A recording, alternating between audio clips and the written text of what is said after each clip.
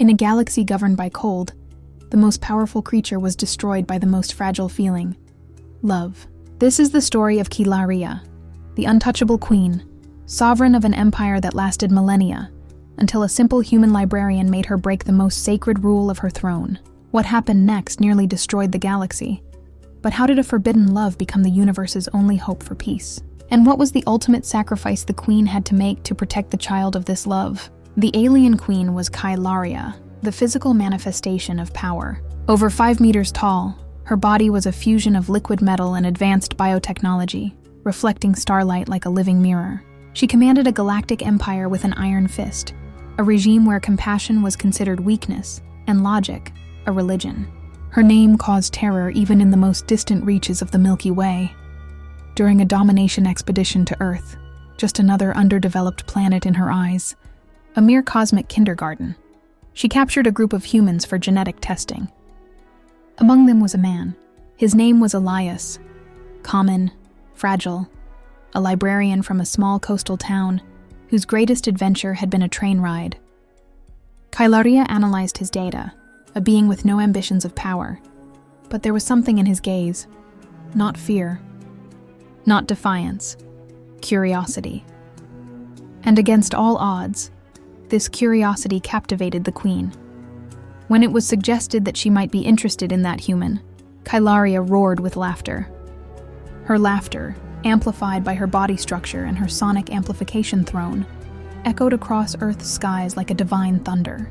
The idea was absurd, ridiculous, an outrage to her imperial lineage forged over millions of years of artificial selection and genetic purity. The Council of Regents, composed of beings of pure energy and cold intellect, recorded the queen's reaction as a controlled emotional anomaly. But the seed of doubt had been planted. But fate is a patient creature, and it has its own ways of bending the proudest. During an experiment with a temporal warp core, designed to map the origin of the universe, she and Elias were exposed to a fusion of consciousnesses. The experiment went terribly wrong. Instead of mapping time, it merged the present. For a brief moment, their minds touched. For Kilaria, it was a sensory shock. She felt his pain, the pain of an old, trivial loss, the death of a pet, failing an exam. But she also felt the simple joy of a sunny day, the warmth of an embrace. She saw Earth not as a resource to be exploited, but as a poem constantly being written. She saw the memories, the love, and worse, she felt compassion. Not the strategic compassion of one who spares a weak enemy, but the visceral compassion of one who recognizes oneself in the other. Elias, in turn, was flooded by the cold vastness of Kilaria's empire. He saw the loneliness of a being who had never known an equal, the burden of trillions of lives under her command. He saw the logical perfection of her regime and, for the first time, understood that evil was often just the absence of perspective. He felt the weight of the exosoma, the constant pain of being the only thing preventing chaos. When the fusion broke, both fell to the chamber floor, gasping. Kilaria was in shock. Her biological armor registered peaks of neural activity she had never experienced. She had been infected by humanity. The queen ordered the immediate destruction of the temporal warp core and the isolation of Elias. The incident was classified as level, Omega psychic contamination.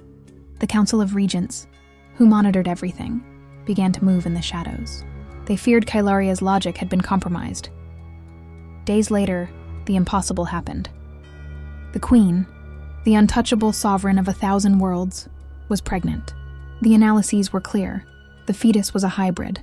Half human, half her. Something that should never exist. A biological error that defied all the dogmas of her empire. The Galactic Council was in shock. They demanded her immediate abdication, citing the Code of Genetic Purity, Article 4, Paragraph B, the prohibition of exogenous symbiosis. They accused her of weakness, of treason to the genetic purity of the throne. This is not weakness. It is the next stage, Kilaria hissed, her voice now charged with a new and dangerous conviction. But she refused to abdicate. Her body began to change. The gestational process affected not only her biological systems, but also her perception of the world. For the first time in her existence, she felt something akin to fear, not from the external threat, but from what was growing inside her. And along with fear, something else emerged: hope. The hope that this being, this error, could be the key to a new kind of empire, one not built on fear, but on understanding. The child's father, Elias, formerly a prisoner, became protected. Kilaria kept him in a safe space, a disguised stasis chamber, away from the eyes of the Empire. She watched him in silence, trying to understand what made him so necessary. He was the only link to the new emotion that dominated her. When they tried to kill him, an elite squad sent by the Council, she destroyed 3 Imperial Guard frigates with a single mental command, pulverizing them into stardust. Her generals, loyal only to cold logic, began to openly conspire. The Empire split into factions: the purists, who demanded the eradication of the hybrid, and the symbionts, who saw in the Union a promise of unexplored power. Civil war was inevitable. Rebellions arose on oppressed planets that saw the hybrid's birth as a sign, a chance for renewal. Others saw it as heresy, an abomination that had to be eliminated before it corrupted the entire galaxy. The purist faction, led by General Xeron, a being of crystal and implacable logic, began to gain strength, promising to restore the primal order. Kilaria, feeling the weight of betrayal and the urgency of time, retreated. She took Elias to the Eterian Nebula, a stellar nursery known for its quantum anomalies. There, she used her biotechnology to build a living fortress made of dark matter. It was not a metal structure, but a colossal organism that fed on the nebula's energy. Its walls were made of neural membranes that communicated with the Queen, and its corridors shifted shape to confuse invaders. Elias, now in symbiosis with the fortress's intelligence, tried to understand the weight of his new role. He was no longer just a civilian. He was the father of a new era. Meanwhile, the Queen faced pains that even her biotechnology could not alleviate. The contractions came with human memories that were not hers. The first time he rode a bicycle, the smell of rain on Earth. But she felt them as if they were. The Purist Council declared total war, a final attempt to eliminate the error before it became impossible to stop. They converged on Eterian, and then, amidst the approach of a supernova, the child was born. The baby's cry was captured by quantum receivers in 3 different galaxies. Astronomers paused. Soldiers lowered their weapons. The sound was not common. It was ancient. It was as if creation itself had manifested. The baby did not cry like humans. He sang, a melody made of impossible frequencies, capable of healing diseases, stopping storms, and silencing raging hearts. The frequency was so pure that it deactivated the weapon systems of the purist fleets. The war ceased. Those who previously demanded blood now knelt in silence. The Galactic Council was dissolved in a matter of days. Its members, unable to resist the symbolic and literal power of the newborn, were banished or absorbed by new philosophical currents emerging in every corner of the Empire. General Giron, the purist leader, was found in his ship, weeping crystal tears, his implacable logic finally shattered by the beauty of the sound. The Queen, once feared as a god of war, was now seen as the mother of a new time. Her image changed.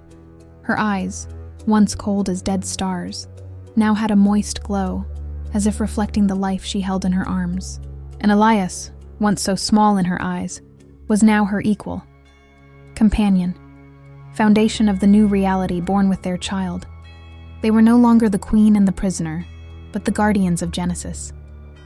But the universe does not bend so easily. In forgotten regions, remnants of the old empire gathered. Radical scientists, DNA hunters, and religious fanatics who saw the baby as an affront to the natural order began to organize. They became the Purifiers. Their goal was not just war, but the annulment of the event. Rumors arose of dimensional weapons being built, of artificial black holes created to erase what they called cosmic sin. Knowing this, Kilaria did not rest. She summoned the greatest biotechnological geniuses and, with Elias's help, now in constant symbiosis with the fortress's intelligence, they erected a living shield around the baby, Leon. Not just physical protection, but spiritual. The newborn was sensitive to the universe's emotions. He could hear thoughts, absorb traumas. It was necessary to isolate him until he had the maturity to understand what he carried. Meanwhile, the child grew fast. In a few weeks, he was already formulating complete thoughts. He communicated through energy pulses that could only be understood by those who shed their ego. He did not speak with words. He spoke with essence, and his essence brought healing to what humans would call the soul. Entire cities were built around where he slept, not to worship him, but to listen to him. Every day, before falling asleep, the baby released a wave of energy that showed visions, not of destruction, but of possibilities. Thousands of different races, side by side, without weapons, without hunger, without time, just shared consciousness. He was the link, the point of convergence for all life in the galaxy. But there was a price. Every time he emitted this wave, his life force diminished. He was still a child. His body, even being a hybrid, had limits. And Kilaria, watching her son fade a little each day, knew what she had to do. The choice was between immediate peace and her son's survival. She and Elias made the most difficult decision of their lives. They left the child in a crystal chamber orbiting between dimensions, a place where time was gentle, where he could grow without interference, only with the echoes of his own dreams. The chamber was named the Ark of Genesis. The farewell was silent. Kilaria, made of living armor and ancestral pride, wept. Not common tears, but fragments of light that fell on distant planets, healing ancient wounds. Each fragment of her pain became a seed of hope in civilizations once forgotten. Elias held her hand as the chamber was sealed. They knew they might never see him again, but they also knew they were not losing a son. They were offering the universe its greatest chance of salvation. And then they returned. To fight. Not with weapons, but with ideas. To rebuild an empire, not based on obedience, but on communion. An empire where differences were celebrated, not fought. Formerly rival planets began to share resources. Cultures merged. A new council was formed, with representatives from every corner of the galaxy. And at the center of it all were she and he, the queen and the man she once thought too ridiculous to love. They no longer called themselves sovereigns. They called themselves guardians. They did not govern. They guided. The legend of the baby became a poem, told in the voices of 1,000 species. Each verse changed according to the emotion of the teller. But the ending was always the same. And where there was once fear, home was born. Years passed. The universe, which once pulsed with war, now breathed in cycles of intergalactic peace. But, like all lasting calm, the nostalgia for chaos also grew among those who never adapted to the new order. Dissonant voices arose, whispers that traveled across constellations. "Where is the miracle child?" they asked. "Why did the Guardians hide him?" These questions fueled theories. Cults were formed. Some worshipped the hybrid as a supreme deity, others as a prophecy of final destruction. And it was from one of these extremist cults that the most serious threat since the fall of the Old Council was born. They called themselves the Purifiers, a group formed by renegade scientists, ex-military, and fanatics, who believed that the hybrid's birth had unbalanced the natural cycle of existence. For them, balance would only return with the total elimination of what they called contaminated blood. They created a weapon, not of physical destruction, but of existential inversion, an artifact capable of reverting consciousnesses to their pre-life state. The weapon, called the psionic nullifier, was powered by a miniature artificial black hole, capable of erasing the memory of an entire planet. And their goal was clear: to find and annihilate the heir of the Forbidden Union. The news reached the Guardians like a distant echo in the fabric of time. Elias, now with gray hair and a deep gaze, gathered the old allies. Kilaria, whose body, now radiated light instead of shadow, activated the galaxy's defenses. The dilemma was excruciating: to protect their son They would have to break the dimensional veil where he was growing. This would expose him. He was not ready yet. His energy was volatile. He could collapse realities if forced to defend himself. And then came the final choice.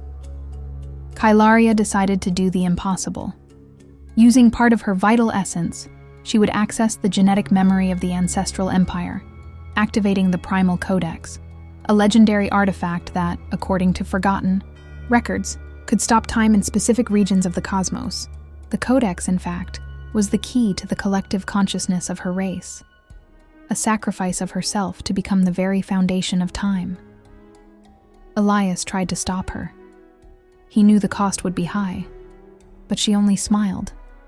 A human smile. A smile that said more than any words. They had already created life together. Now, she would give her own to preserve it. The ritual began in the ruins of Ankara, a planet that only existed between gravitational pulses. The sky opened in streaks of light, revealing forms that did not belong to this plane. Ancient, silent beings watched. They would not interfere. They would only judge.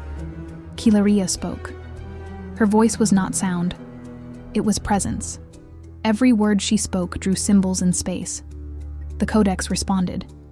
It opened like a portal, showing a garden where every flower was a memory, every tree a choice. She entered. Elias fell to his knees. He felt every fiber of her pull away from him. It was not death. It was transcendence. Time stopped in 3 galaxies. The purifiers, about to fire the psionic nullifier, were frozen. Their consciousnesses suspended in eternal doubt.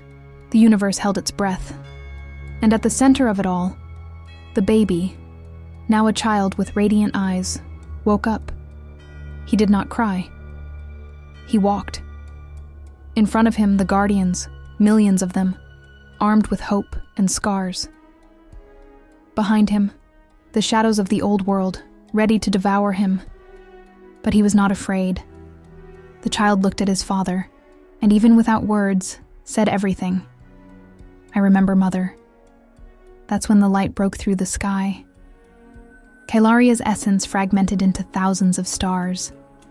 Each one fell on a different planet, awakening long-dormant gifts in ordinary beings. People began to hear gentle voices, to heal wounds with gestures, to understand each other even without the same language. The war never began. The purifiers, upon waking, no longer felt hatred, only peace. As if the very concept of destruction had been forgotten. Elias walked to his son. They embraced.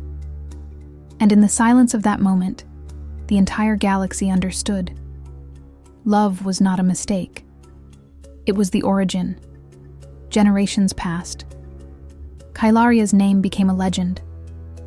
Not as a tyrant, but as the genesis of a new time. Her face adorned sculptures made of stardust, and her final gesture was recounted in silent ceremonies on the moons of Jarala, where children looked up at the sky, hoping to hear her voice in the cosmic wind. Elias aged with dignity. He never sought titles, thrones, or honors. He cared for his son with the affection of a gardener who understands the value of every root. He watched the boy grow, not in common age, but in consciousness, in wisdom. He was called by many names: the Link, the heart of the galaxy, the son of light and matter. But to his father, he was just that, son.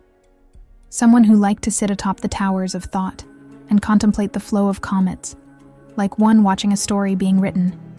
And then, one day, he left, not for war, nor for a mission. He just knew it was time to go, to move on to where not even the light dared to shine. He told his son it was not goodbye, but a return to the source, that everything he was made of everyone, and that one day, every being would find him again, within themselves. Elias remained in the same place where he had met the Queen, a golden field on earth where the sky seemed closer. There, between the whispering of the trees and the scent of damp grass, he waited. He closed his eyes on a calm morning and did not open them again. But at that exact moment, millions of flowers bloomed in synchrony across the galaxy. On planets that had never known spring, colors sprouted. On frozen moons, ancient songs were heard in the sound of the solar wind. And at the edges of the universe, a new heartbeat emerged. It was not a sound. It was a call. A new era had begun. Without gods, without emperors, only beings conscious of their own light, and what began with a laugh of contempt became the laughter of the entire cosmos.